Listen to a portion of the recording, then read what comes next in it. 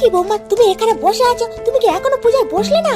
না বসিনি, শরীরটা খুবই খারাপ লাগছে, আর তাছাড়া এত টেনশনে আর কিছু ভালো লাগছে না। তুমি শুধু একটাবার পূজায় বসে দেখো না, দেখবে তোমার সব টেনশন দূর হয়ে যাবে।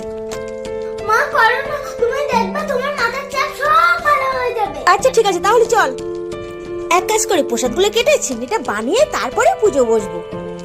ভাবে মনে মনে রাজা বুঝি আসিয়াছে আমার এখানে, এই ভাবি রাজপুত্র দেওয়ানে। সত্যি মা লক্ষ্মীর পুজো দিয়ে আমার মনটাও ভালো লাগছে আর শরীরটা অনেকটাই ভালো লাগছে। কি পূজা করে মনটা হালকা হলো? সত্যি মা, আপনার কথা শুনেই আমি পূজাটা করেছি, আর সত্যি কথা বলতে আমার মনটা অনেকটাই হালকা হয়ে গেছে আর টেনশনটাও মুক্ত হয়ে গেছে। মা, মা লক্ষ্মী দয় আমাদের সব সফল হোক। জয় মা লক্ষ্মীর জয়, জয় মা লক্ষ্মীর জয়। এবার সবাইকে প্রসাদটা বিতরণ করি, আগে মাকে দিই। মা, এ নিন প্রসাদ। আচ্ছা, আমরা দুজন এটাই খাচ্ছি।